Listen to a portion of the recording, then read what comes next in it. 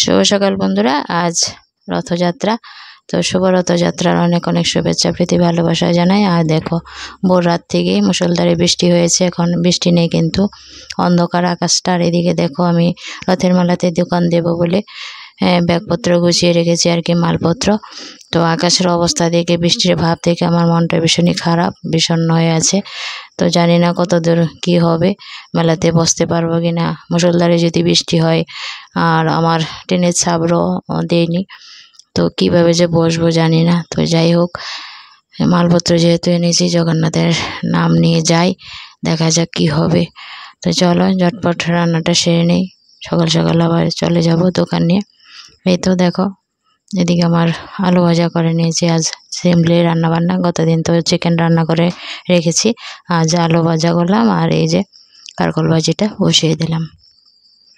রান্নাও করছি, কখন যাব দোকান নিয়ে বেরোবো সেটাও চিন্তা করছি। আবার বৃষ্টি হবে না হবে সেই চিন্তাটাও মাথায় আছে। তো দেখো, এদিকে চিকেনটা গরম করে রেখে দেব। তো ফ্রিজ থেকে বের করলাম, ছেলে বা হাজবেন্ড ওরা পারবে না গরম করে নিতে, তো ফ্রিজ থেকে বের করে গরম করে নিয়েছি। রান্নাবান্না হয়ে গেছে। এই যে চিকেনটা রয়েছে, 2 রকমের চিকেনই রয়েছে। আর এদিকে আলু ভাজা, কারকল ভাজা, আর হয়েছে মসুর ডাল। একদম সিম্পলি রান্নাবান্না করে এখন রেডি হয়ে চলে যাচ্ছি। তো দেখো, জগন্নাথের নাম করে চলে আসলাম মেলাঘরে, রথের মেলায়। ত্রিপুরার ঐতিহ্যবাহী রথের মেলা, মেলাঘরের রথের মেলা সবচেয়ে বড়। তো দূর দূরান্তের বাধা থেকে যারা দেখছো আসবে ফিরার রথে, এটা প্রথম রথ।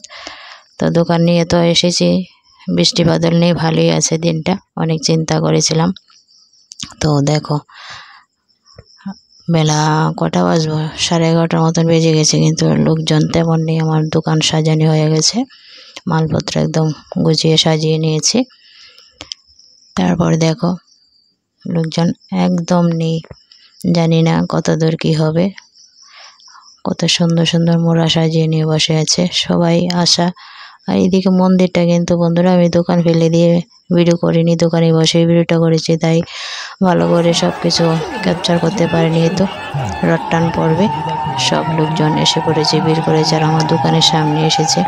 তো দোকানে বসে যতটুকু পারলাম ক্যাপচার করতে, এতটুকুই তোমাদের সাথে শেয়ার করছি। এই দেখো, জগন্নাথকে রথে উঠাবে, মন্দির থেকে বের করে নিয়েছে। কিছুক্ষণের মধ্যেই রথ টান পড়বে আর কি। 12টার সময় নিয়মের টান হয়ে গেছে, এখন 3টার উপরের মতন বাজে। এখন রথে করে জগন্নাথ, বলরাম, সুভদ্রা যাবে মাসির বাড়িতে। তো মাঠ পেরিয়েই অল্প একটু দূরে জগন্নাথ দেবের মাসির বাড়ি, ওখানে যাবে। 7 দিন পর আবার চলে আসবে নিজ ঘরে। এই তো দেখো, উপর দিকে সিঁড়ি বেয়ে ওঠাবে। আর এই রথটা নাকি 58 ফুট লম্বা। মানে ত্রিপুরার ঐতিহ্যবাহী রথ, মানে বিরাট বড় একটা রথ, অনেক বড় ত্রিপুরার মধ্যে।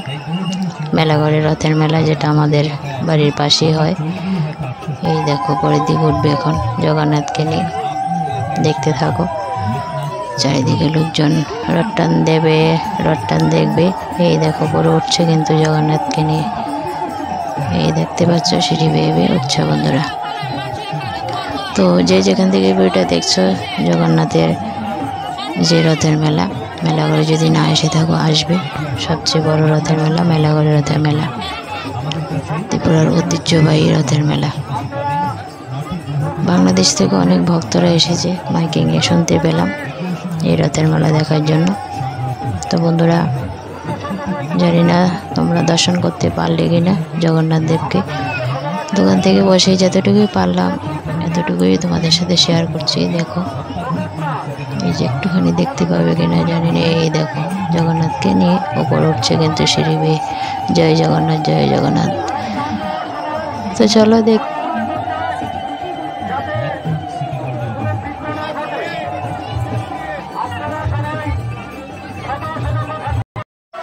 রথ টান পড়ে গেছে বন্ধুরা।